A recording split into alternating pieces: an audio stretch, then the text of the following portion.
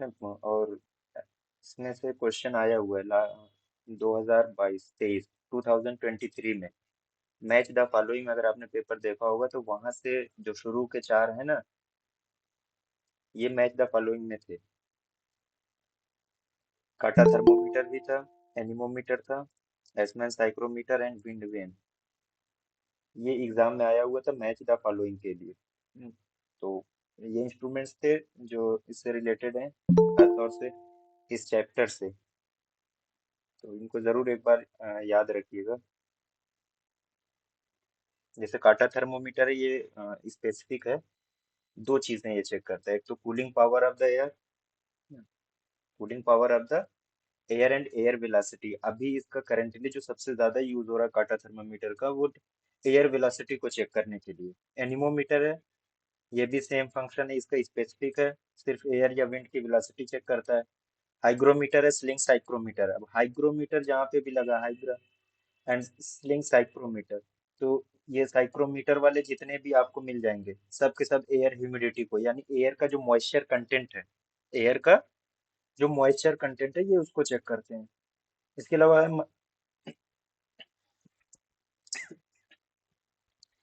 Mercurial barometer and Enright barometer, ये atmospheric pressure को check करता है। क्लोरोस्कोप, ये हमने पढ़ा था लास्ट टाइम, रेजिडुअल लेवल जो क्लोरीन है वो ड्रिंकिंग वाटर में, उसको असेस करने। विंड वेन जो है, वेन से निकालिएगा डायरेक्शन, है ना।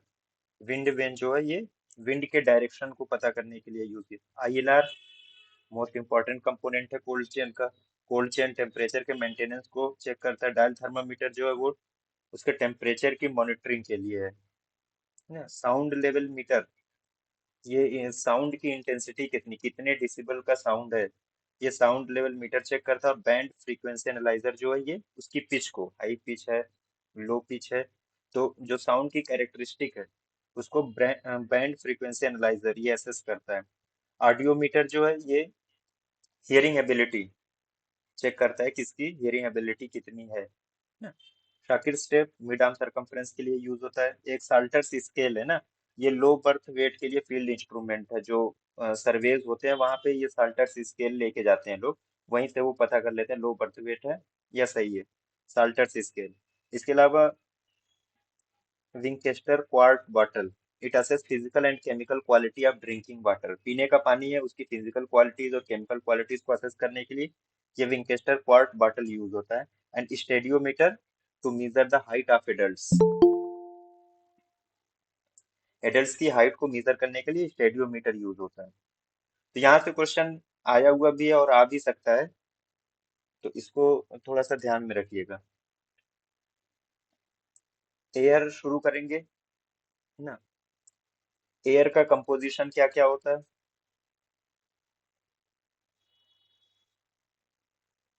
हवा सबके लिए बहुत जरूरी है सांस लेने के लिए। इसका कंपोजिशन क्या होता है। Oxygen, nitrogen. हाईएस्ट अमाउंट में कौन सी गैस होती है एयर में। नाइट्रोजन। नाइट्रोजन।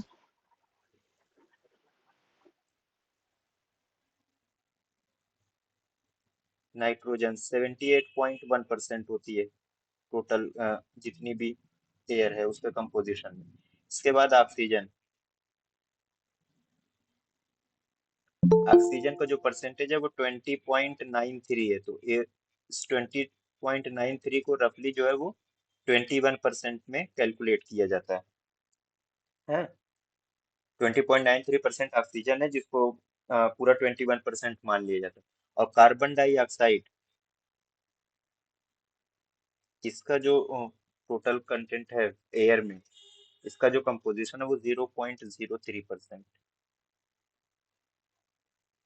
इसके बाद जो बचा हुआ प्रोपोर्शन है, उसमें बहुत सारी गैसेज हैं जो ट्रेस अमाउंट में पाई जाती हैं, बहुत ट्रेस में होती है, like argon, नियान, krypton, जेनान।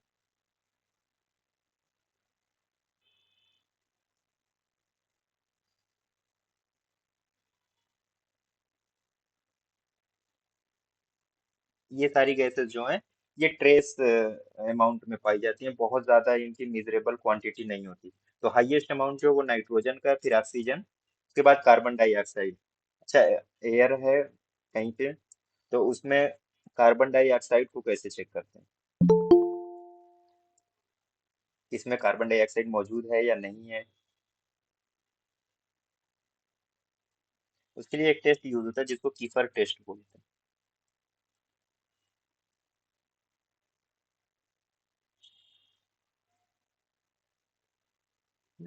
Kiefer test for CO2, carbon dioxide के लिए कीफर टेस्ट यूज होता है। तो ये कंपोजिशन था नॉर्मल एयर का। एयर जरूरी क्यों है? एक तो सबसे पहली जरूरत क्या है इसकी? सांस लेने के लिए, है ना, ऑक्सीजन जरूरी है वो उसके लिए। तो जब भी हम हाउसिंग की बात करते हैं या इस तरीके से लिविंग, कहीं पे कोई सोसाइटी है, तो वहाँ पे वेंटिलेशन की बात जरूर आती है कि वेंटिलेशन किस तरीके का होना चाहिए, कैसा वेंटिलेशन होता है नॉर्मली, कैसा पाया जाता है ना? और वेंटिलेशन की जरूरत क्यों पड़ती है? क्योंकि अगर एक ही मान लीजिए एक रूम है, कोई एक रूम है, और वो एक बार उसमें हवा भर दी गई और 10 लोग 15 लोग मिलके सांस ले रहे हैं, तो उसका इफेक्ट क्या पड़ता है कंटिन्यूसली? एक तो एयर चेंज नहीं हो रही है, जो एयर है उसमें रिलेटिव हीट बढ़ती चली जाती है। रिलेटिव हीट का मतलब ये है कि जितनी बार आप एक्सपायर करेंगे, जितनी बार एयर एक्सपायर होगी, वो और उसमें वो हीट होती चली जाएगी, उसकी जो कूलनेस है, जो वो ठंड थी उसकी, वो खत्म होती चली जाती है। साथ में ह्यूमिडिटी, मॉइस्चर कंटेंट, जितनी बार लंग से वो एक्सहेल्ड होगी एयर, उसमें मॉइस्चर कंटेंट उसका बढ़ता जाएगा। साथ में हो सकता है कि एक्सहेल करने वाले को सेप्रोफाइटिक बैक्टीरिया उसके लंग से निकल के आए एनवायरनमेंट में, वो जो सराउंडिंग है रूम की वहां पे है। तो वेंटिलेशन बहुत जरूरी होता है। वेंटिलेशन का जो खास मकसद होता है कि जो यूज्ड एयर है, विटिएटेड या यूज्ड एयर जो है, वो निकल जाए और उसकी जगह पे, उसके प्लेस पे नई एयर आ जाए। और क्योंकि जो एयर एक्सहेल्ड होती है उसमें थोड़ा बहुत हीट आ जाती है, तो वो लाइट भी हो जाती है थोड़ी सी। नेचुरल एयर अगर मान लीजिए कई बार वो एक्सेल आउट हो चुकी है, बार बार सांस ली जा चुकी है, तो वो हीट हो जाती है, और हीट की वजह से उसका जो वेट है, जो वजन है, वो कम हो जाता है, वो अपर लेयर पे जाने, ऊपर की तरफ उठ जाती है रूम की, अगर हम बात करें क्लोज्ड रूम है तो। और वहीं पे कहीं से अगर बाहर से आप नई एयर, कहने का मतलब जो है बाहर से फ्रेश एयर आप दीजिए, तो फ्रेश एयर क्या करेगी, जो नीचे वाला पोर्शन उसको ऑक्युपाई करती है। और वेंटिलेशन में आपने देखा होगा किसी भी रूम में ऊपर की तरफ जरूर छोटे एक दो ना इस तरीके से विंडोज बनाई जाती हैं, जो एयर को बाहर की तरफ लेके जाती हैं ना। तो वो जो एक्सेल्ड एयर होती है, जो एक्सपायर्ड एयर होती है, वो ड्यू टू रिलेटिव हीट उनका वजन कम होता है, वो अपर पार्ट की तरफ जाती है और वहीं से वो बाहर की तरफ निकल जाती हैं। और नई एयर जो रूम से या निचली विंडोज से आती है, वो फिर से ऑक्युपाई कर लेती हैं पूरा स्पेस को। तो वेंटिलेशन का इसमें कई तरीके का वेंटिलेशन होता है। एक तो नेचुरल वेंटिलेशन, पहली चीज जो है वो नेचुरल वेंटिलेशन। नेचुरल वेंटिलेशन में क्या है? विंड है, एक तो हवा डायरेक्टली जो आ रही है जा रही है। दूसरी चीज diffusion and inequality of temperature.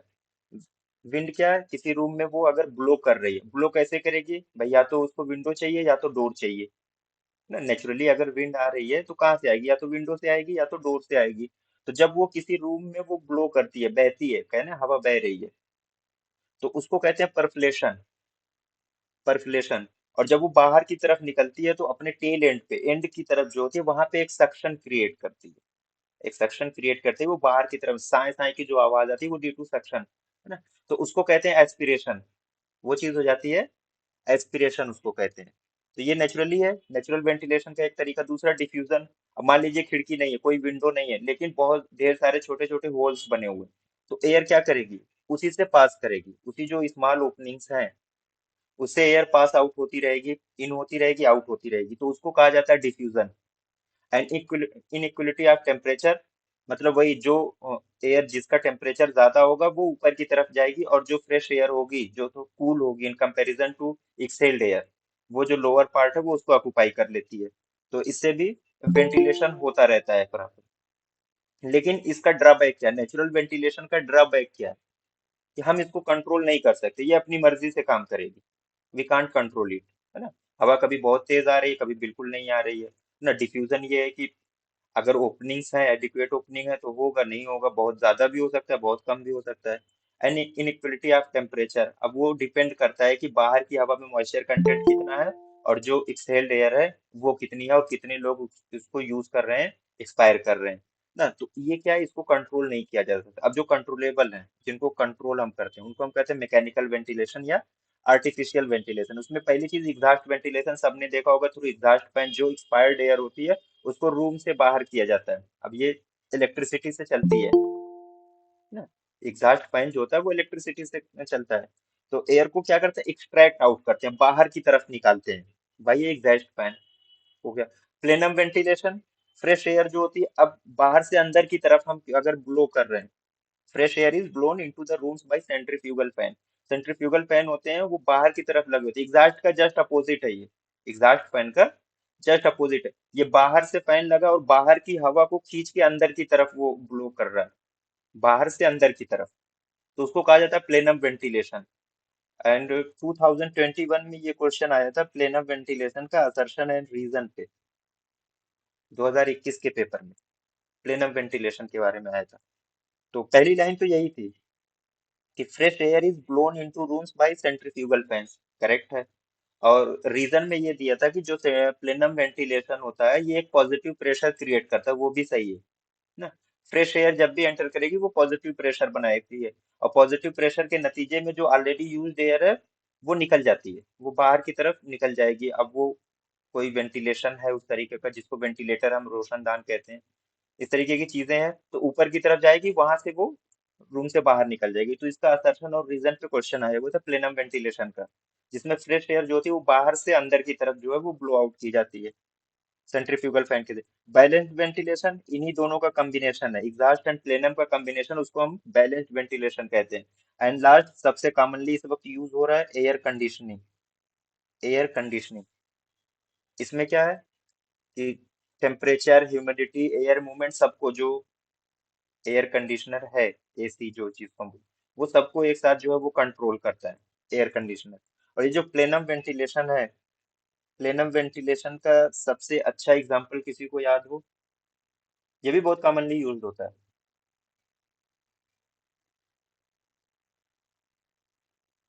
आपने घरों में देखा होगा विंडोज से जो कूलर लगाए जाते हैं,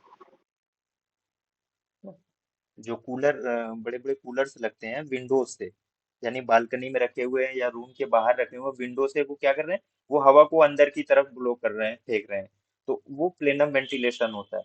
और जब इंडस्ट्रियल एरियाज की बात करें या किसी बहुत बड़ी फैक्ट्री या इवन लाइब्रेरी बहुत बड़ी है, तो वहां पे यही कूलर सिस्टम जो होता है वो डक्ट के जरिए हवा को रूम रूम में पहुंचाता है, अलग अलग रूम्स में सप्लाई करता है वाया डक्ट। तो ये जो डक्ट वाला सिस्टम है वो भी प्लेनम वेंटिलेशन में आता है, क्योंकि जो कूलर रखा हुआ है वो कहीं एक जगह पे रखा हुआ है, कई सारे कूलर रखे हुए हो सकते हैं, और फिर वहीं से वाया डक्ट जो है उनकी एयर को अलग अलग रूम्स में सप्लाई की जाती है, पहुंचाई जाती है। तो जो डक्ट का सिस्टम है या जो कूलर हाउस होल्ड लेवल पे घरों पे लगे हुए वो प्लेनम वेंटिलेशन पार्ट है। ये मैकेनिकल या आर्टिफिशियल वेंटिलेशन था। इसका जो फायदा ये है कि हम इसको कंट्रोल कर सकते हैं, एसी है, आप इसका टेम्परेचर कम ज्यादा कर सकते हैं ना, इसकी ह्यूमिडिटी को कंट्रोल किया जा सकता है मैन्युअली। तो ये मैकेनिकल वेंटिलेशन में आता है। और नेचुरल वेंटिलेशन ये है कि ये अपनी मर्जी से काम करेगा, हम इसे कंट्रोल नहीं कर सकते। अब वेंटिलेशन का स्टैंडर्ड क्या होना चाहिए, तो नंबर एक जो है क्यूबिक स्पेस, कितनी जगह होनी चाहिए पर आवर पर पर्सन एयर सप्लाई, है ना। 3000 क्यूबिक फीट, इतनी एयर सप्लाई होनी चाहिए पर आवर पर person. 3000 cubic feet air supply, fresh air की सप्लाई। एयर चेंज का मतलब हवा कितनी बार जो है वो चेंज हो रही है एक रूम से, यानी रूम में अगर एयर है, दो चार लोग मौजूद हैं, वो एक्सपायर कर रहे हैं, है ना, इंस्पायर और एक्सपायर का प्रोसेस उनका चल रहा है continuous.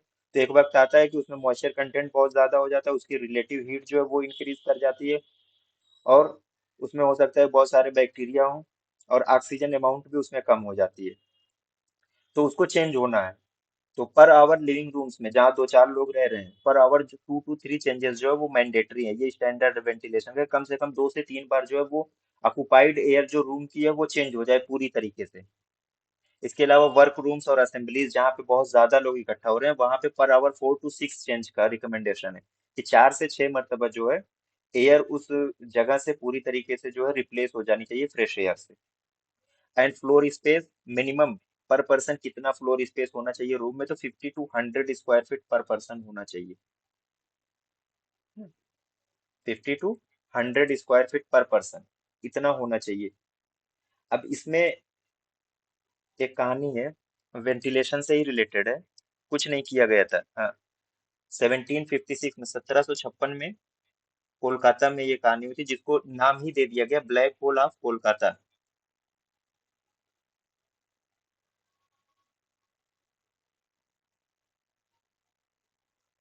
Black hole of Kolkata. अब ये एक बहुत छोटी सी जगह थी, एक छोटा सा रूम था। उसका जो डायमेंशन दिया गया है वो 18 फीट लेंथ में था, 14 फीट विड्थ में, एंड 10 फीट इसकी हाइट थी। ये इसका डायमेंशन था एक रूम का। और इसमें क्या किया गया, 146, 146 लोगों को कैद कर दिया गया। कितने लोगों को? 146 लोगों को। और ये जितने भी ये प्रिजनर थे, ये टोटल ज्यादातर जो थे ये ब्रिटिश थे। ये ब्रिटिश थे। और उस वक्त जो बंगाल के नवाब साहब थे, उन्होंने इनको कैद करवा दिया इस रूम में, इतने छोटे रूम में। और यहाँ पे देखिए फ्लोर स्पेस कितना मांग रहा है, 50 to 100 स्क्वायर फीट पर पर्सन मांग। और 146 लोग वहां पे मौजूद थे। और ये पाया गया कि उसमें से 123 लोगों की एक ही दिन में डेथ हो गई थी। 120 due to dehydration and suffocation. सिर्फ 23 लोग जो है वो जिंदा बचे थे, और ये बहुत मजबूत रहे होंगे, इसलिए ये जिंदा बच गए। सिराजुद्दौला नवाब थे उस वक्त के, उन्होंने कैद करवाया था। 146 ब्रिटिश लोग कैद थे सिर्फ इस छोटे से रूम में, 18 into 14 into 10 फीट का। है ना? तो ये फ्लोर स्पेस की और वेंटिलेशन की इतनी इंपॉर्टेंस है। Air humidity. एयर ह्यूमिडिटी जैसे कहते हैं कि जो मॉइस्चर कंटेंट है एयर का जो मॉइस्चर कंटेंट है उसको एयर ह्यूमिडिटी कहते हैं। और अभी हमने बहुत सारे थर्मामीटर पढ़े, तो वहीं पे ये सब भी है कि कैसे इनको मेजर किया जाता है। Dry and wet bulb thermometer है, हाइग्रोमीटर है, स्लिंग या वर्लिंग साइक्रोमीटर, आसमान साइक्रोमीटर। ये जितने के जितने थर्मामीटर्स हैं, ये सब के सब एयर ह्यूमिडिटी को मेजर करते हैं। और एयर ह्यूमिडिटी इसलिए भी मेजर करना जरूरी, क्योंकि अगर बहुत ज्यादा ह्यूमिड है, बहुत ज्यादा अगर ह्यूमिड कंडीशन है, पर्सपायरेशन ज्यादा होगा। और दूसरे जो ह्यूमिडिटी होती है, ये इंकरेज करती है बैक्टीरियल ग्रोथ को, है ना। और हो सकता है जो सीओपीडी के पेशेंट हो उनमें ज्यादा ये परेशानी करती है, उनके डिजीज को एग्रेवेट कर देती है। और तो एयर ह्यूमिडिटी बहुत जरूरी है इनको चेक करना। और इसको मेजर किया जाता है, ये सारे जो थर्मामीटर्स हैं, dry wet bulb thermometer, hygrometer, sling psychrometer and आसमान साइक्रोमीटर, इससे एयर ह्यूमिडिटी को मेजर किया जाता है। अब आइए पॉल्यूशन, इसकी हम बात कर रहे थे, एयर पॉल्यूशन। तो एयर पॉल्यूशन जो होता है, ये दो तरीके का है। एयर पॉल्यूशन जो होता है, एक तो प्राइमरी पॉल्यूटेंट से बना होता है, दूसरा जो है सेकेंडरी पॉल्यूटेंट। एयर पॉल्यूशन एक प्राइमरी पॉल्यूटेंट और एक सेकेंडरी पॉल्यूटेंट। जो प्राइमरी पॉल्यूटेंट होता है बेसिकली जो है, ये डायरेक्टली जो हमारी सराउंडिंग में, हमारे इन्वायरमेंट में जो डायरेक्टली एमिट होते हैं, वो प्राइमरी पॉल्यूटेंट होते हैं। और इन्हीं प्राइमरी पॉल्यूटेंट्स के आपस के इंटरेक्शन से, यानी यूं कह लीजिए केमिकल रिएक्शन से, जो एंड प्रोडक्ट या दूसरा प्रोडक्ट बन रहा है उसको सेकेंडरी पॉल्यूटेंट हम कहते हैं, है ना। Are emitted primary pollutants are emitted directly, sulphur dioxide है, नाइट्रोजन डाइऑक्साइड है, कार्बन मोनोऑक्साइड, हाइड्रोकार्बन, कुछ पार्टिकुलेट मैटर्स हैं, क्लोरोफ्लोरोकार्बन्स, अमोनिया, ये सारी जितने भी हैं आपके सामने, है ना, लेड, कैडमियम, कॉपर, ये डायरेक्टली एमिट हो रहे हैं इन्वायरमेंट में। तो इसको कहा जाता है प्राइमरी पॉल्यूटेंट्स। एंड सेकेंडरी, ये इन्हीं के इंटरेक्शन से, ये जो प्राइमरी पॉल्यूटेंट्स है इन्हीं के इंटरेक्शन से जो नया बन रहा है, जो नया बन रहा है, तो वो हो जाता है सेकेंडरी पॉल्यूटेंट्स, है ना। Particulate matters found by primary pollutants, ना ग्राउंड लेवल ओजोन है, पराक्सी एसिटिल नाइट्रेट है, ये सारे के सारे सेकेंडरी पॉल्यूटेंट्स होते हैं। अच्छा, एक चीज है ओजोन लेयर और ओजोन, अक्सर लोग कंफ्यूज हो जाते हैं। ओजोन लेयर तो हमारे लिए बेनिफिशियल है, अल्ट्रावायलेट रेस को ये कट करती है। ओजोन क्या है? ओजोन जो होता है ना, ये सेकेंडरी पॉल्यूटेंट में आता है। ओजोन जो है ये सेकेंडरी पॉल्यूटेंट में आता है, ओजोन लेयर से इनको कंफ्यूज नहीं होना है। और जो ये स्मॉग होता है, फोटोकेमिकल स्मॉग, इसका सबसे मेजर कंस्टिट्यूएंट में से एक होता है ये ओजोन। कैसे बनता है ये? जो सनलाइट है,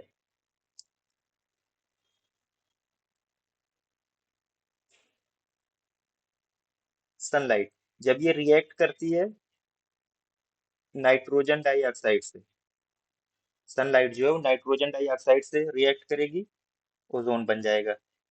इसके अलावा सनलाइट और दूसरे जो वोलेटाइल ऑर्गेनिक कंपाउंड्स हैं, लाइक व्हीकल से जो एग्जॉस्ट हो रहे हैं, निकल रहे हैं ऑटोमोबाइल से, तो उनसे भी रिएक्ट करके ओजोन बना देती है सनलाइट ना। और जो ओजोन लेयर है वो तो प्रोटेक्टिव लेयर है, वो अपर एटमॉस्फेयर में मौजूद है, वो अल्ट्रावायलेट रेस को चेक करती है, डायरेक्टली जो है वो स्किन तक नहीं पहुंचने देती है।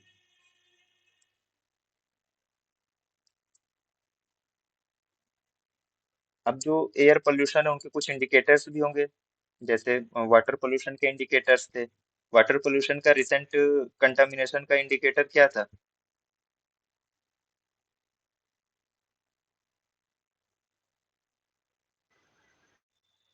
भूल गए? एक दो दिन का गैप हो गया, खत्म ना। रिसेंट कंटामिनेशन को क्या इंडिकेट कर रहा था, और रिमोट कंटामिनेशन? स्ट्रेप्टोकोकस रिसेंट को कर रहा था और क्लॉस्ट्रीडियम उसको कर रहा था। हाँ हाँ, रिमोट को, क्लास्ट्रीडियम परफेरेंजिस जो था वो रिमोट को कर रहा था। अब यहाँ पे देखिए एयर पोल्यूशन के ये केमिकल इंडिकेटर्स हैं, ढेर सारे हैं ना। सल्फर डाइऑक्साइड, स्मोकिंग और स्वेलिंग इंडेक्स है, ग्रिट या डस्ट मेजरमेंट है, coefficient of hedge, air pollution index and swelling index. ये सारे इंडेक्सेस हैं जो केमिकल इंडिकेटर्स हैं एयर पोल्यूशन के। और इसमें सल्फर डाइऑक्साइड जो है, this is the best indicator of air pollution.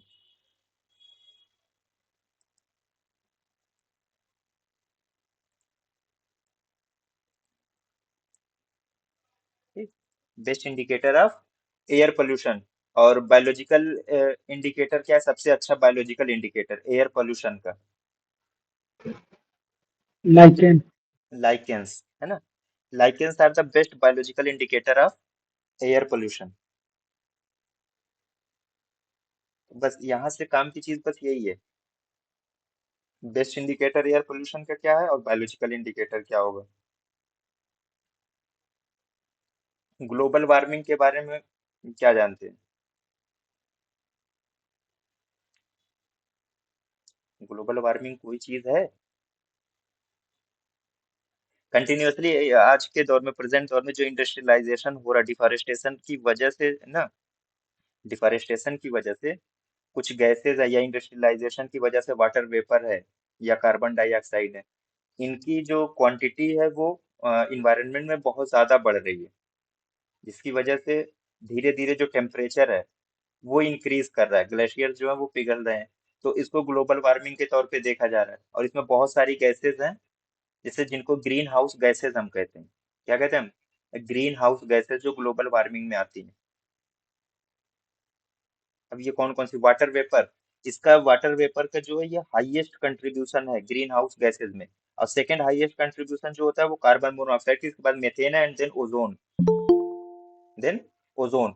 अब ओजोन गैस है वही जो अल्ट्रावायलेट या जो सन रेज थी, जो नाइट्रोजन डाइऑक्साइड से या ऑटोमोबाइल एग्जॉस्ट से जो रिएक्ट करके बना रही थी, वो ओजोन गैस थी ना। और जो ओजोन लेयर होती है, ये अल्ट्रावायलेट ट्रांसमिशन को कट करती है, ये बेनिफिशियल है। और सीएफसी जो क्लोरोफ्लोरोकार्बन्स है ना, ये ट्रिपल गैस है, क्लोरोफ्लोरोकार्बन्स, ये ओजोन लेयर को कंटिन्यूअसली जो है, ये इसकी जो एक लेयर है उसको धीरे धीरे जो है ये खत्म कर रही है, डिप्लीट कर रही है। सीएफसी सबसे हार्मफुल है किसके लिए? ओजोन लेयर के लिए। तो ग्रीन हाउस गैसेस चार होती हैं: वाटर वेपर जिसका हाईएस्ट कंट्रीब्यूशन है, कार्बन डाइऑक्साइड सेकंड नंबर पे इसका कंट्रीब्यूशन है, मीथेन एंड ओजोन। अब एक प्रोटोकॉल आया था जिसको नाम दिया गया क्योटो प्रोटोकॉल। क्योटो प्रोटोकॉल जो है वो 16 फरवरी 2005 को ये साइन हुआ था, फोर्स में आ गया था, लागू हो गया था। एंटर्ड इनटू फोर्स ऑन 16 फरवरी 2005। और इसमें कितने कंट्रीज ने इस पे सहमति जताई थी, साइन किया था? 187, 187 कंट्रीज ने। उनका खास मकसद क्या था इसमें, जो एम था या जो इसका एंड था, गोल था, कि हमें करना क्या अल्टीमेटली इस प्रोटोकॉल के तहत।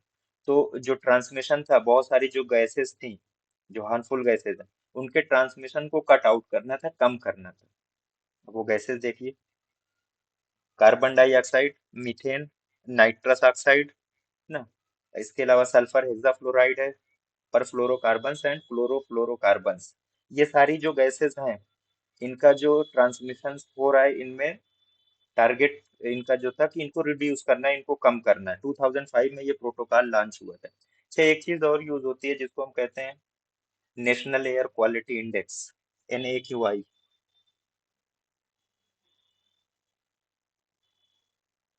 National air quality index. Recent के दिनों में इसका बहुत नाम सुना जा रहा है कि एयर क्वालिटी इंडेक्स दिल्ली का बहुत खराब हो गया, गुड़गांव का बहुत ज्यादा खराब हो गया। तो एयर क्वालिटी इंडेक्स, अब नेशनल एयर क्वालिटी इंडेक्स का मतलब ये है कि जो पूरे पूरे नेशन के लिए ये चीज हो गई। और इसकी जो मॉनिटरिंग है, नेशनल एयर क्वालिटी इंडेक्स या एयर क्वालिटी इंडेक्स की मॉनिटरिंग कौन करता है?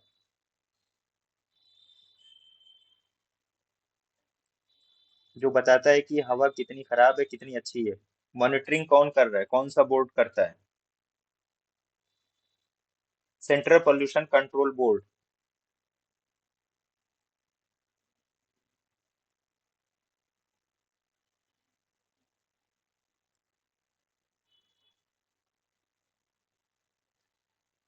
Central pollution control board, CPCB। ये इसकी मॉनिटरिंग इसके जिम्मे है। ये एयर क्वालिटी को मेजर करते रहते हैं, मॉनिटर करते रहते हैं। अब एयर क्वालिटी इंडेक्स को फिर, अब इसका इंडेक्स है, अलग अलग कैटेगरी में इसको डिवाइड किया गया, रिमार्क दिया गया, कलर कोडिंग दी गई। तो पहला जो air quality index 0 to 50, AQI, है ना, 0 to 50 air quality index. Remark क्या है? अगर ये इंडेक्स आ रहा है तो गुड, अच्छा है। और कलर कोडिंग जब इसकी की जाती है तो इसको ग्रीन कलर से दिखाया जाता है। दैट मीन्स कि सेटिस्फैक्टरी लेवल है, सही है, कोई इसका हेल्थ इम्पैक्ट नहीं पड़ेगा, मिनिमम हेल्थ इम्पैक्ट है इसका। एयर क्वालिटी इंडेक्स अगर 0 to 50 के बीच में लाई कर रहा है तो ये अच्छा माना जाता है। अब अगर 51 to 100 है, 51 to 100, तब भी हम मान लेते हैं कि गुड की जगह पे अब इसको सेटिस्फैक्टरी, यानी अभी ठीक है, कोई बात, सेटिस्फैक्टरी लेवल पे है। और लाइट ग्रीन इसको जो शो करते हैं, लाइट ग्रीन से एयर क्वालिटी इंडेक्स को, अगर बिटवीन 51 to 100 है तो, यानी 51 से 100 के बीच में है, तो सेटिस्फैक्टरी लेवल है, क्वालिटी सही है एयर की, बहुत खराब नहीं है ना। ज्यादा से ज्यादा क्या हो सकता है, जो सेंसिटिव पीपल, जो एलर्जिक पीपल हैं, उनमें माइनर सा ब्रीदिंग डिस्कम्फर्ट हो सकता है, बहुत माइनर सा। अब 101 to 200, ये एयर क्वालिटी इंडेक्स है। तो रिमार्क क्या है अब ये?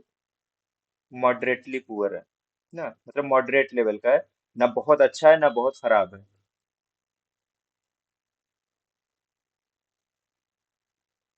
मॉडरेट।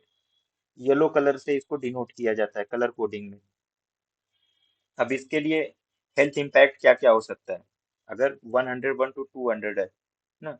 जैसे किसी को अगर क्रोनिक ऑब्स्ट्रक्टिव पल्मोनरी डिजीज है, COPD है, या हार्ट डिजीज के पेशेंट हैं, तो उनमें ब्रीथिंग डिस्कम्फर्ट जो है वो विजिबल होगा, पता चलेगा, वो इसको सबसे ज्यादा महसूस करेंगे। जो लंग्स डिजीज है जिनको बहुत कॉमन है, अस्थमा है, हार्ट डिजीज है जिनको, उनके लिए ज्यादा परेशानी है इस एयर क्वालिटी इंडेक्स में 101 to 200। एंड फर्दर और आगे बढ़िए, 201 to 300। अब ये जो पुअर क्वालिटी है, कैसी क्वालिटी है एयर की? पुअर क्वालिटी है, ऑरेंज कलर से इसको डिनोट करते हैं। किस कलर से?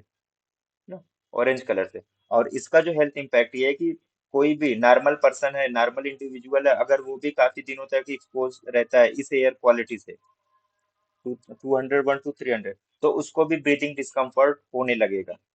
अब आइए जो वेरी पुअर, जो जिसमें अक्सर न्यू दिल्ली का जिक्र सबसे ज्यादा आता है,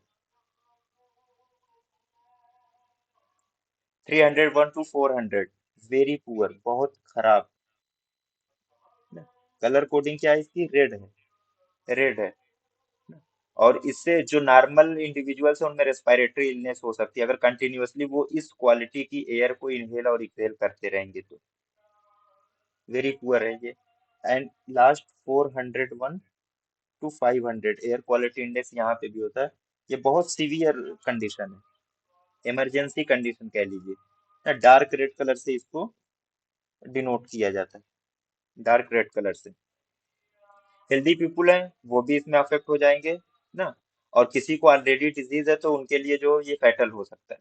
किसी को ऑलरेडी अगर लंग डिजीज है तो उसके लिए ये जो एयर क्वालिटी है, ये उसके लिए फैटल हो सकती है, उसकी डेथ हो सकती है। तो एयर क्वालिटी इंडेक्स जो इसको मॉनिटरिंग कौन करता है? Central pollution control board. और उसकी जो है ये क्लासिफिकेशन दी गई according to remark and colour code ना, एयर क्वालिटी इंडेक्स का।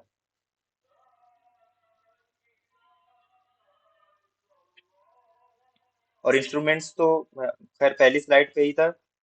जो लोग बाद में ज्वाइन हुए उनको भी लास्ट में फिर से इंस्ट्रूमेंट दिखाएंगे कि कौन सा क्या चीज असेस करता है। अब आइए वेस्ट डिस्पोजल। वेस्ट, वेस्ट किसे कहते हैं? वेस्ट,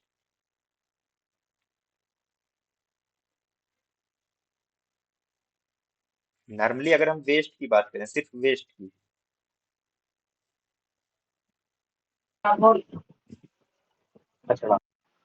कचरा है ना, लेफ्ट जो ओवर। मतलब हमारे यूज की ना हो। वेस्ट का मतलब ये है कि जो यूजलेस है, जो अब यूज में ना आ सके, यूजलेस चीज जो है दैट इज वेस्ट। अब यहाँ पे जब हम वेस्ट की बात कर रहे हैं तो ये ऐसे वेस्ट हैं जो हार्मफुल हैं, जो हमारे लिए हार्मफुल हो सकते हैं। अब इसमें जो सबसे कॉमन टाइप का वेस्ट होता है जिसको हम कहते हैं रिफ्यूज। रिफ्यूज क्या होता है? रिफ्यूज मतलब जो अब यूज में नहीं आना है जिसको, दैट इज रिफ्यूज, जिसको यूज में अब नहीं आना है।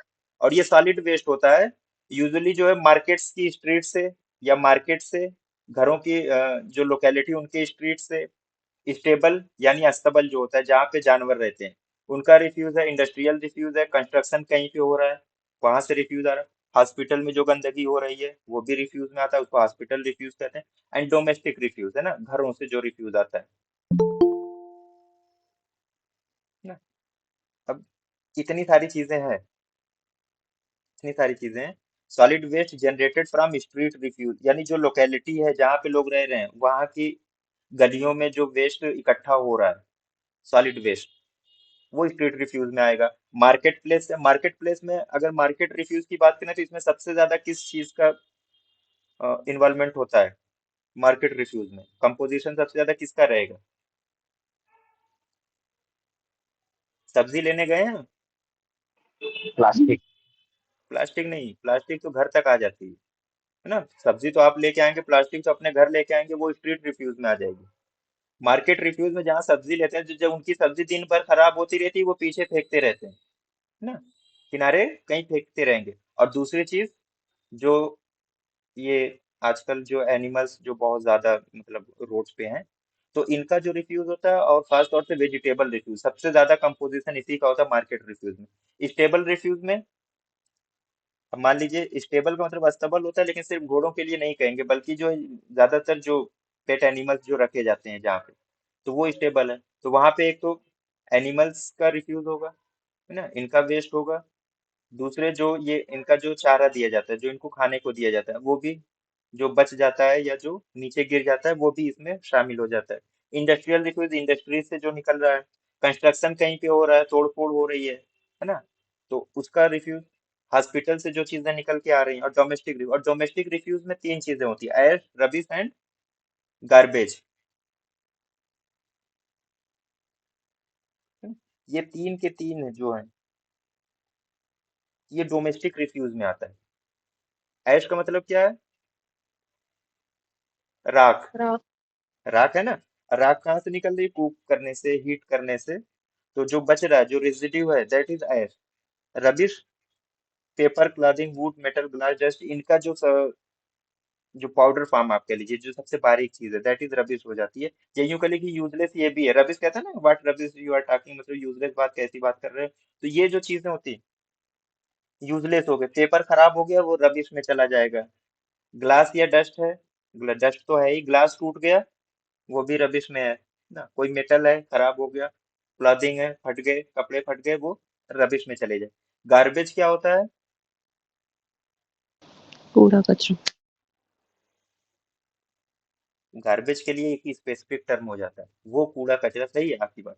लेकिन जो कहाँ से जनरेट हो, किचन से, किचन से जो जनरेट होगा वो गार्बेज में आता है।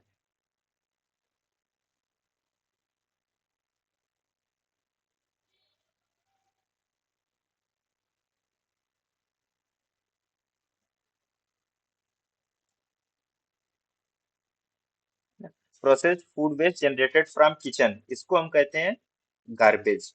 अब नीचे दो टर्म है, सीवेज एंड सलेज। अब इसमें बस एक चीज का फर्क है, सीवेज और सलेज में एक चीज का फर्क है। सो सीवेज तो टॉयलेट और जो भी वेस्ट मटेरियल होता है वो, और हाँ सुलेज जो होता है जो किचन की जो वाटर होता है। ना। ऑर्गेनिक हाँ मैटर। ठीक। सीवेज जो होता है liquid waste containing excreta, simple सी इसकी डिफिनीशन है।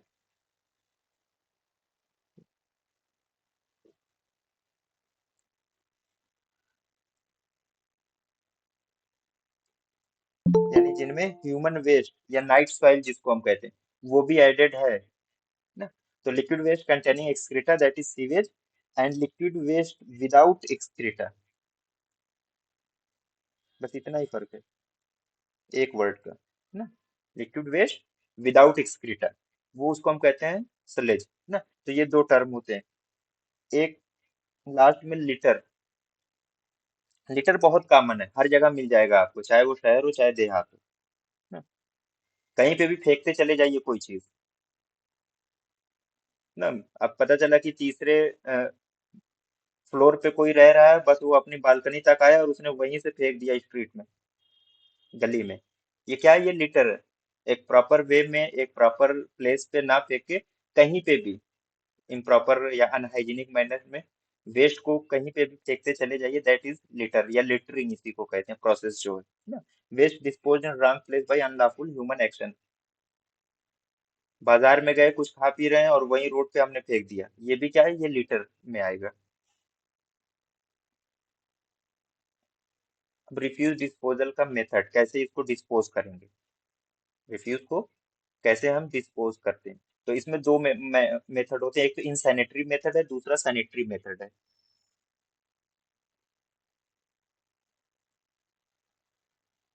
इनसैनिटरी मेथड्स में हॉग फीडिंग। हॉग फीडिंग का मतलब देखा होगा, बाजारों के आसपास जहाँ पे कूड़े का ढेर लगा होता है वहां पे बहुत ज्यादा पिग्स होते हैं, सुअर, है ना। तो हॉग फीडिंग, जो सुअर्स को जो फीडिंग कराई जाती है या पिग को जो फीडिंग कराते हैं, दैट इज हॉग फीडिंग, उसको हम कहते हैं। सेकेंड है स्टैकिंग। स्टैकिंग बस एक जगह इसको आप अंबार लगाते जाइए, मतलब जमा करते चले जाइए, स्टैकिंग। साल्वेजिंग। साल्वेजिंग का मतलब जहाँ पे कचरा स्टैक हो रहा है वहीं से आप देखते होंगे कि कुछ लोग ऐसे भी होते हैं जो उसमें लकड़ी से या हाथों से उसमें से कुछ ना कुछ इकट्ठा करते रहते हैं, जो काम की चीज है, जो हो सकता है बाद में वो उनके काम में आ जाए। तो इस तरीके से जो ये करते हैं इसको कहते हैं साल्वेजिंग। एंड लास्ट में क्या है? डंपिंग। कहीं ओपन प्लेस पे ले जाके या पेरी अर्बन एरिया में ले जाके फेंक दिया जाए कचरे को, दैट इज डंपिंग। ये क्या है? इनसैनिटरी मेथड है। सैनिटरी मेथड, सैनिटरी मेथड में कंपोस्टिंग। कंपोस्टिंग के माने क्या होते हैं?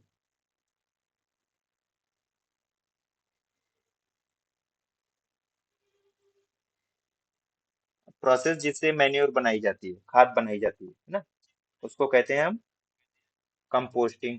फिर सैनिटरी लैंडफिल, एंड थर्ड जो है इंसिनरेशन। ये जो है ये सैनिटरी वे है, सैनिटरी मेथड है फॉर रिफ्यूज डिस्पोजल। अब देखिए, hog feeding traditional way of refuse disposal by feeding to pigs. Insanitary method है led to soil pollution and water pollution.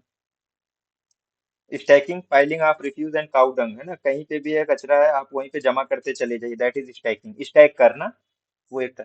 साल्वेजिंग, जो रिफ्यूज डंप्स हैं जहाँ पे डंप कर दिया गया, रिफ्यूज एक जगह स्टैक कर दिया गया, वहां से हो सकता है कुछ ऑब्जेक्ट्स जिनको बाद में यूज किया जा सकता है, उनको कुछ लोग होते हैं ना जो स्क्रीनिंग के जरिए, स्क्रीनिंग अब यहाँ पे वो इकट्ठा करते रहते हैं। तो आप उसको अगर कुरेद रहे हैं तो जाहिर सी बात है कि उसकी ऑर्डर जो है वो और इन्वायरमेंट में फैलेगी, वो और जो है पोल्यूट करेंगे। तो सॉल्वेजिंग भी क्या है?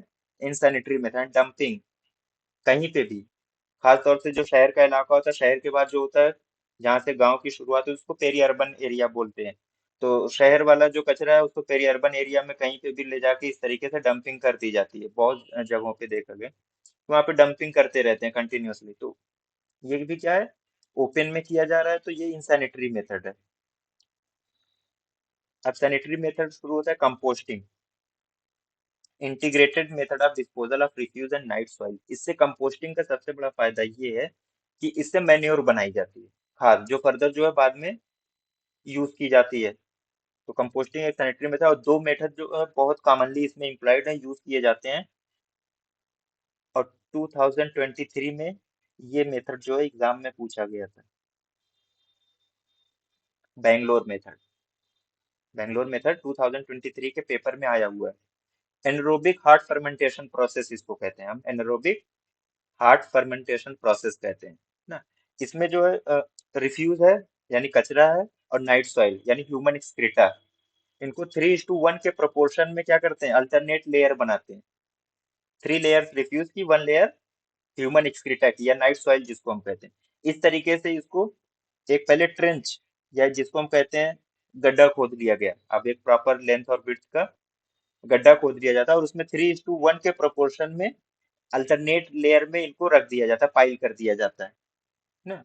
लेकिन खास बात क्या रखी जाती है कि जो रिफ्यूज है, जो कचरा है, इसकी लेयर सबसे नीचे भी होनी चाहिए, सबसे ऊपर भी होनी चाहिए। फिर इसको कवर कर दिया जाता है, इसको पूरी तरीके से कवर कर दिया जाता है और छोड़ दिया जाता है। 5 से 6 महीने के बाद हम देखते हैं कि इसकी जो प्रॉपर जो इसकी, अब जाहिर सी बात है कचरा है तो उसमें एक खास तरीके की स्मेल भी आएगी, ऑर्डर आएगा ना। तो वो सारी चीजें खत्म हो जाती है, और ये फर्दर अब ये एक कंपोस्ट, एक खाद में ये तब्दील हो जाता है। 5 से 6 महीने का टाइम लगता है इसमें। एनरोबिक प्रोसेस क्यों है, क्योंकि ऊपर से इसको पूरी तरीके से कवर कर दिया जाता है, ऑक्सीजन यहाँ पे अब नहीं पहुंच पा रही है। ये एनरोबिक प्रोसेस हो गया, बैंगलोर मेथड इसको कहते हैं। सेकंड मेथड इसी का जस्ट अल्टरनेट है, इंडोर मेथड या एरोबिक प्रोसेस। सेम यहाँ पे ये जो चीज लिखी है इसमें भी रख दीजिए, इंडोर मेथड में भी, एरोबिक प्रोसेस में भी इसको रख दीजिए। वैसे ही हम एक ट्रेंच बनाएंगे, पिट बना लीजिए या गड्ढा कह लीजिए, उसमें इसी तरीके 3:1 के प्रोपोर्शन में सब कुछ रख देंगे, ऊपर से कवर कर देंगे, है ना। यहाँ तक तो प्रोसेस सेम है।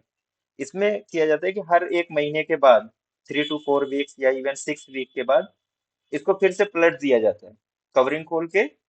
फिर इसका जो लेयर होती है, इनको फिर से चेंज कर दिया जाता है, यूं कह लीजिए पलट दिया जाता है। तो बार बार इनको जो अल्टरनेट लेयर, इनकी लेयर को वो तब्दील कर दिया जाता है, तो ओपन हो रहा है बार बार, एयर की एंट्री हो रही है। तो जो बैक्टीरिया है, एरोबिक बैक्टीरिया, वो ऑक्सीडाइज करते रहते हैं, ऑक्सीडेशन का प्रोसेस यहाँ पे चलता रहता है। तो इसलिए इसको कहा जाता है एरोबिक प्रोसेस या इंडोर मेथड। तो दो प्रोसेस जो है यूजुअली कंपोस्टिंग के लिए यूज किए जाते हैं, और ये सैनिटरी मेथड है रिफ्यूज डिस्पोजल का, Bangalore method and indoor method. Anaerobic जो है वो बैंगलोर मेथड है, एरोबिक जो है वो इंडोर मेथड है।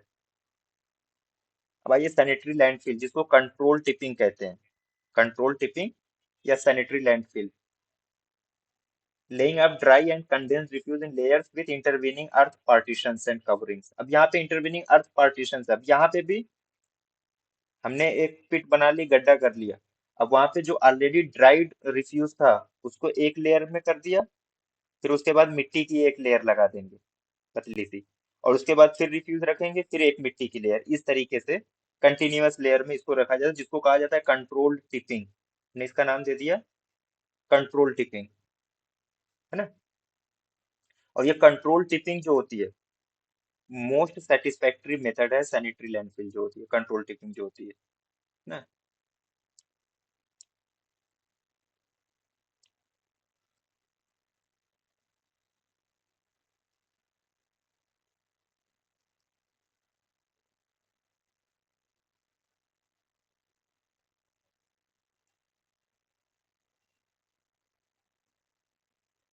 Most satisfactory method of refuse disposal, है ना।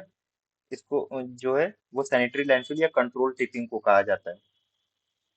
अब आपने लेयर बनाई, हमने पहले क्या किया, कंडेंस या जो ड्राइड फॉर्म में रिफ्यूज था उसको रखा, फिर एक थिन लेयर अर्थ की, कंटिन्यूअसली इस तरीके से करते गए, और इसको अर्थ के ऊपर तक लेके चले जाते हैं। फिर उसको क्या किया जाता है, कंप्रेस किया जाता है, मैकेनिकल कंप्रेशन के जरिए वो मिट्टी में दब जाता है, फिर उसको ऐसे ही छोड़ दिया जाता है। तो सैनिटरी लैंडफिल या control tipping, it is the most satisfactory method of refuse disposal. अब फर्दर जो है इसी में कुछ मेथड्स और हैं, like trench method, ramp method या एरिया मेथड, ये भी यूज किया जाता है। और ये जो ट्रेंच मेथड है या रैंप मेथड है, रैंप में क्या करते हैं कि ना, पाइल अप कर देते हैं, फिर इसको पैक कर देते हैं। ट्रेंच में ऐसे छोटी छोटी पिट्स बनाई जाती हैं, छोटी छोटी पिट्स बना के उसमें रख के फिर उसको ऊपर से पैक कर दिया जाता है, सॉइल से।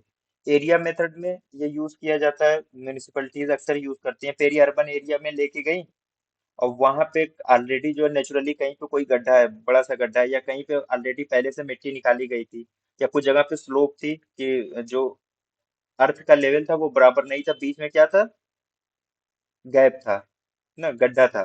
तो उसको पूरा करने के लिए क्या करते हैं, उसमें रिफ्यूज को डाल देते हैं। तो उसको एरिया मेथड कहते हैं, क्योंकि भैया हमने अर्थ के लेवल को बराबर कर दिया।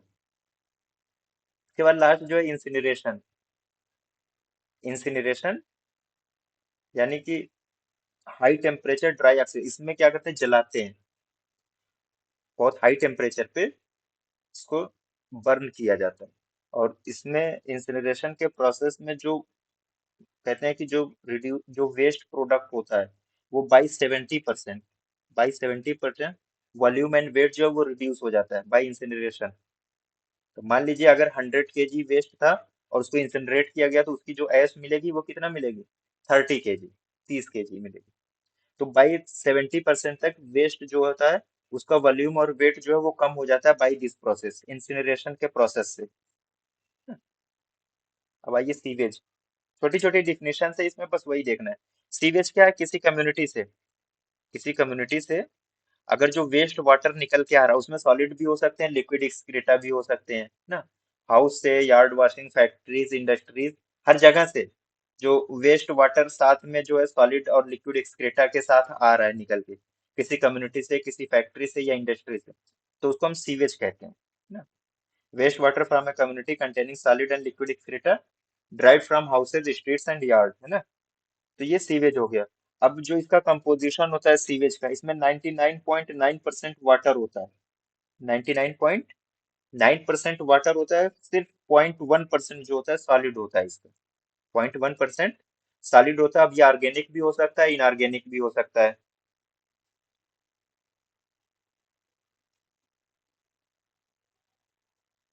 अब एक टर्म यूज होता है dry weather flow. Dry weather flow किसको कहते हैं,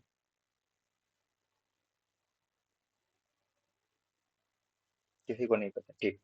तो 24 आवर्स में ड्राई वेदर फ्लो का मतलब इन 24 आवर्स कितना सीवेज का अमाउंट जो है वो सीवरेज सिस्टम में फ्लो कर रहा है, यानी गिर रहा है। कोई सीवरेज सिस्टम है, नाली है, फिर वो कहीं पे जाके कनेक्ट हो रही है। तो विद इन 24 आवर्स, 24 घंटे के अंदर अंदर कितना सीवेज जो है उसमें जा रहा है, उसको कहते हैं ड्राई वेदर फ्लो।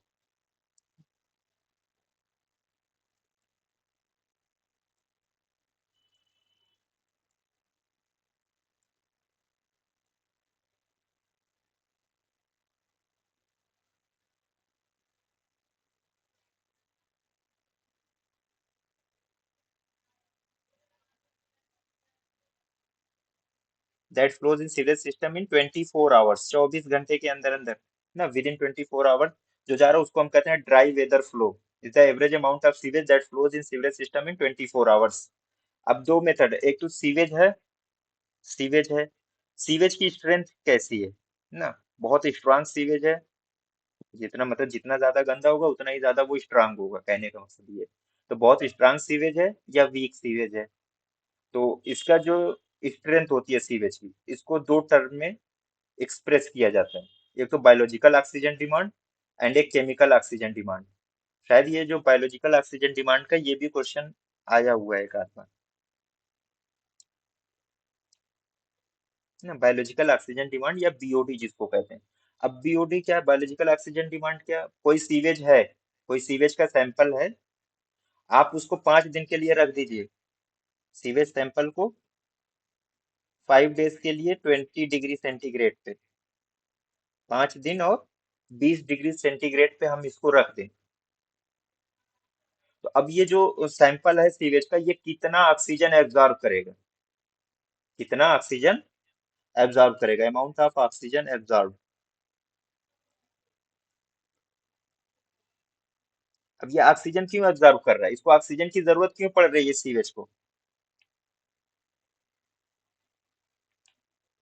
क्योंकि जो लिविंग ऑर्गेनिज्म है, जो बैक्टीरिया है, वो ऑक्सीडेशन का प्रोसेस करेंगे। एरोबिक ऑक्सीडेशन होगा तो ऑक्सीजन चाहिए।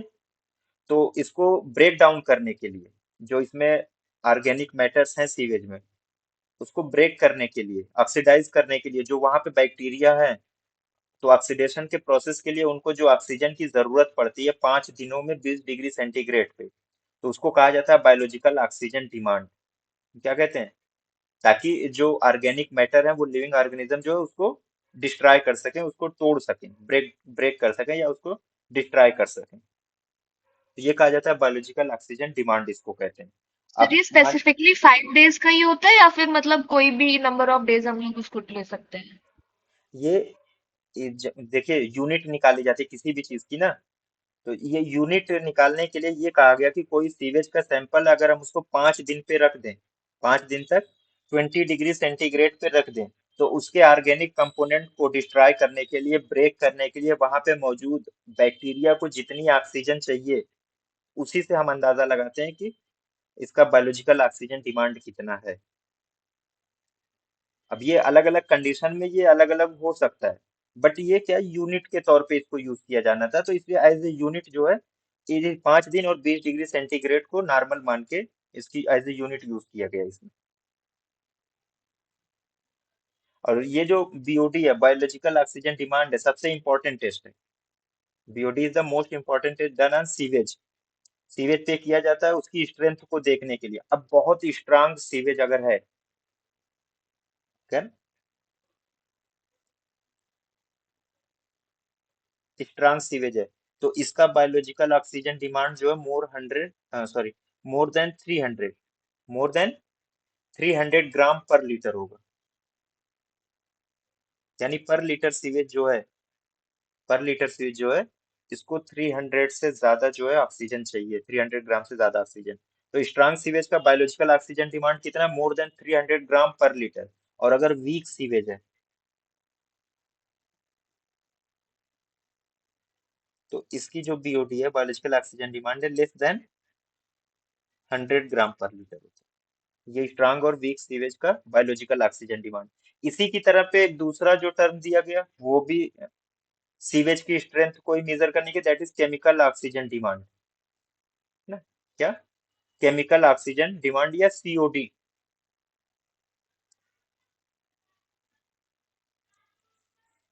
ये क्या बताता है? ये भी सेम है।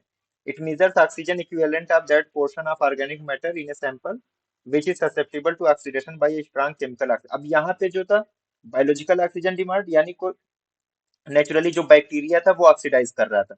अब यहाँ पे कोई एक केमिकल ऑक्सीडाइजर अगर उसमें ऐड किया जाएगा, तो उसे कितना ऑक्सीजन चाहिए ना, उसको ऑक्सीडाइज करने के लिए उस सीवेज को, बाई ये केमिकल ऑक्सीडाइजर। तो जब केमिकल ऑक्सीडाइजर यहाँ पे लग गया, तो इसको कह दिया गया केमिकल ऑक्सीजन डिमांड, केमिकली। अब ये नेचुरल प्रोसेस है, जो बायोलॉजिकल ऑक्सीजन डिमांड है या बीओडी जो है, ये नेचुरली हो रहा है। यहाँ पे बैक्टीरिया मौजूद है, वो ऑक्सीजन को यूज करके ब्रेक डाउन करता रहेगा। लेकिन केमिकल ऑक्सीजन डिमांड में यहाँ पे सीवेज को ट्रीट किया जाता है, तो वहां पे बीओडी की जगह पे ये वाला सीन लगता है। क्यों? क्योंकि भाई वहां पे ऑक्सीडाइजर डाला जाता है, वहां पे इतने दिन इंतजार नहीं करते कि 5 दिन रखेंगे, 20 डिग्री सेंटीग्रेड का टेम्परेचर होना चाहिए तब इसका देखते हैं, नहीं। तो केमिकल ऑक्सीजन डिमांड जब कोई केमिकल यूज करके उसको ऑक्सीडाइज किया जाता है, और इसके लिए पोटेशियम डाइक्रोमेट यूज किया जाता है, सबसे बेस्ट है सीओडी को एस्टिमेट करने के लिए।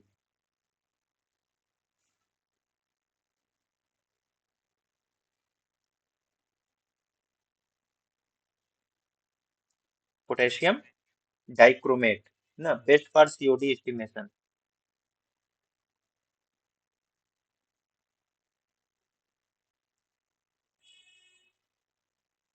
केमिकल ऑक्सीजन डिमांड को एस्टिमेट करने के लिए पोटेशियम डाइक्रोमेट जो है, वो मोस्ट कॉमनली यूज किया जाता है और सबसे बेस्ट भी यही है। अब एक चीज आती है सस्पेंडेड सॉलिड्स, यानी जो डोमेस्टिक सीवेज है, डोमेस्टिक सीवेज में सॉलिड की अमाउंट कितनी होती है, पर लीटर सॉलिड कितना मिलीग्राम तक हो सकता है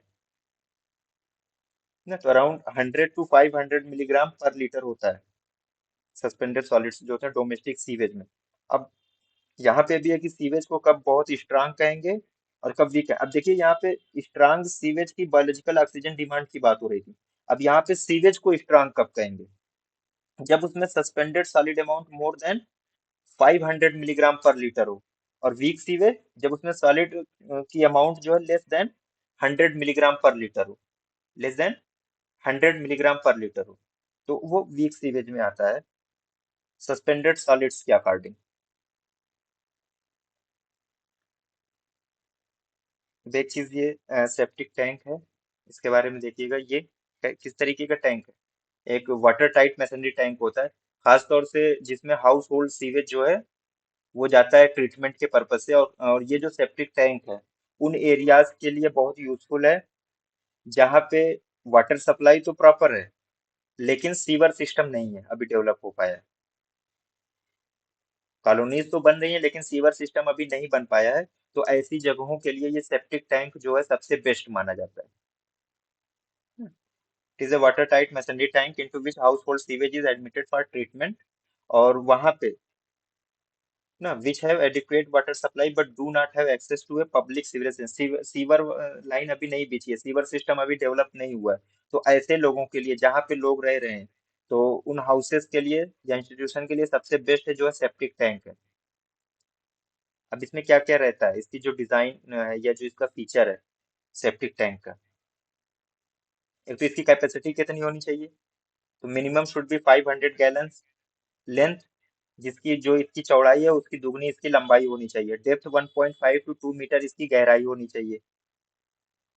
एयर स्पेस डेप्थ में कितना होना चाहिए, 30 सेंटीमीटर का एयर स्पेस होना चाहिए। और आइडियल रिटेंशन पीरियड, यानी जो सीवेज हाउस होल्ड सीवेज जो उसमें जा रहा है इस टैंक में, उसको 24 आवर्स तक वहां पे रिटेन रहना पड़ेगा।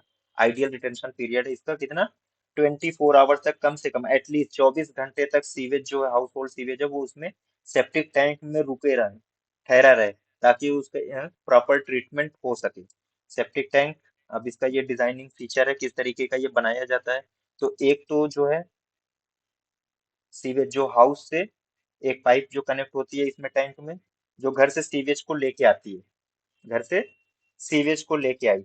अब सीवेज में सॉलिड भी है लिक्विड भी है ना। तो जो सॉलिड फॉर्म है वो जाहिर सी बात है अंडर द ग्रेविटी वो सेटल हो जाएगा नीचे की तरफ। सॉलिड्स जो है वो नीचे की तरफ सेटल होना शुरू हो जाते हैं, तो उसको कहा जाता है स्लज ना। ये नीचे की तरफ ये जो है ये पूरा का पूरा जो है ये सॉलिड है, सेटल हो गया, इसको कहा जाता है स्लज। और जो लाइटर सॉलिड्स होते हैं साथ में ग्रीस और फैट, फैट है ग्रीस है या बहुत हल्का सॉलिड है, वो ऊपर की तरफ सस्पेंड हो जाते हैं, जो सरफेस पे जो वो जाके जमा हो जाते हैं, इकट्ठा हो जाते हैं, उनको कहा जाता है स्कम ना। ये स्कम। तो स्लज जो है सॉलिड पार्टिकल्स था वो नीचे की तरफ जमा हो गया, और ऊपर की तरफ स्कम जिसमें फैट ग्रीस ये सारी चीजें सोप वगैरह थे ये ऊपर की तरफ चले गए। अब यहाँ पे क्योंकि ये वाटर टाइट है पूरी तरीके से पैक्ड होता है, तो यहाँ पे जो डाइजेशन होता है वो एनारोबिक होता है। इसके अंदर जो डाइजेशन होता है वो एनारोबिक होता है। तो इस डाइजेशन के बाद जो गैस बनती है वो मीथेन गैस बनती है। मीथेन गैस यहाँ पे बन गई। अब जो ये लिक्विड है, जो वेस्ट वाटर बीच में ये जो सस्पेंडेड है जो बचा हुआ है, ये एक दूसरी पाइप लगी होती है जिसके जरिए जो है ये पास का जो सब सॉइल का रीजन है, यानी जस्ट मिट्टी के जस्ट नीचे का जो सरफेस है वहां पे चला जाता है। इसको इफ्लुएंट कहते हैं हम। जो आउटलेट पाइप है ये आउटलेट पाइप है ना। इससे जो वाटर निकल रहा है अब टैंक में रुका, उसके बाद पानी बाहर निकल रहा है, तो जो पानी निकल रहा है उसको कहा जाता है इफ्लुएंट। अब इसमें बैक्टीरिया है, सिस्ट है, हेलमिंथिक ओवा है, ऑर्गेनिक मैटर सब कुछ होता है। अब ये जो आसपास की ये जमीन है यहाँ पे ये परकुलेट होता है, जमा होता रहता है, परकुलेशन इसका होता रहता है। अब जब परकुलेशन हो रहा है तो यहाँ पे जो डाइजेशन होगा, अब जो बाकी जो ये ऑर्गेनिक मटेरियल जो है इस पानी में, इनका जो डाइजेशन होगा वो एरोबिक होगा या एनरोबिक होगा।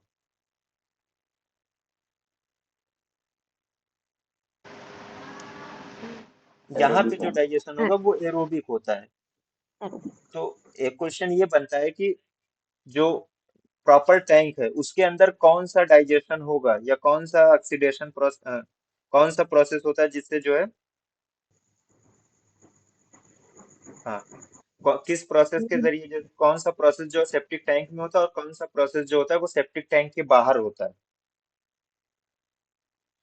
तो सेप्टिक टैंक के बाहर जो होता है वो एरोबिक प्रोसेस होता है, और जो सेप्टिक टैंक के अंदर प्रॉपर सेप्टिक टैंक में होता है वो एनारोबिक प्रोसेस होता है जिसमें मीथेन गैस बनती है ना। अब इसको प्यूरिफाई कैसे किया जाए, सेप्टिक टैंक को प्यूरिफाई, जो प्यूरिफिकेशन होता है वही एरोबिक एंड एनारोबिक ना। Takes place in septic tank proper. Anaerobic digestion जो होता है वो सेप्टिक टैंक में होता है, और एरोबिक ऑक्सीडेशन जो था वो सब सॉइल में आउटसाइड द सेप्टिक टैंक यहाँ पे हो रहा है, बाहर की तरफ। प्रोसेस क्या क्या है? एक तो जो सॉलिड्स होता है वो टैंक में सेटल डाउन हो गया तो वो स्लज बन जाता है, और लाइटर सॉलिड्स जो होते हैं वो स्कम बन जाते हैं जो सरफेस की तरफ आ जाते हैं। सॉलिड एनारोबिक डाइजेशन होता है, मीथेन गैस बनती है, लिक्विड जो होता है आउटलेट पाइप से जो निकल के जा रहा है उसको हम इफ्लुएंट कहते हैं। तो वो सब सॉइल में जाके उसका एरोबिक डाइजेशन हो जाता है। अब इसका मेंटेनेंस कैसे, ऑपरेशन और मेंटेनेंस कैसे करते हैं सेप्टिक टैंक को? तो सेप्टिक टैंक में कभी भी डिसइंफेक्टेंट या सोप वाटर को कोशिश की जाए कि वहां तक ना पहुंचने पाए ना, क्योंकि जो नॉर्मल बैक्टीरियल फ्लोरा उसके अंदर डेवलप हो रहा है ये इनको डिस्ट्रॉय कर सकता है। और इसको वंस इन ए ईयर इसकी डिसलजिंग की जाती है। इसकी क्या करते हैं हम? डिसलजिंग करते हैं। जो स्लज नीचे की तरफ जो जमा होता रहता है वो साल में एक बार ये कहा जाता है कि एक बार इसको डिस्लज कर, यानी पूरा स्लज जो इसका वो निकाल दिया जाए। तो अब जो है स्लज पूरा निकाल दिया गया तो एक तरीके से ये जो टैंक हो गया ये नया हो गया। तो अब इसमें क्या करना है, फिर से राइट स्लज लेके आना आपको, ऑलरेडी कहीं से बना हुआ स्लज। और वो कहाँ से लेके आएंगे? किसी दूसरे सेप्टिक टैंक से, ताकि जो राइट काइंड ऑफ बैक्टीरिया चाहिए एनरोबिक प्रोसेस के लिए वो वहां पे मिल सके ना। ये इसका मेंटेनेंस होता है सेप्टिक टैंक का। अब ये एक स्लाइड है कि इंडिया में हाउसिंग स्टैंडर्ड, ये अर्बन के लिए है। कुछ खास इसमें नहीं है, साइड सेटबैक फ्लोर वॉल्स कितना क्या क्या होना चाहिए ना। और रूरल हाउसिंग स्टैंडर्ड के बारे में दिया गया।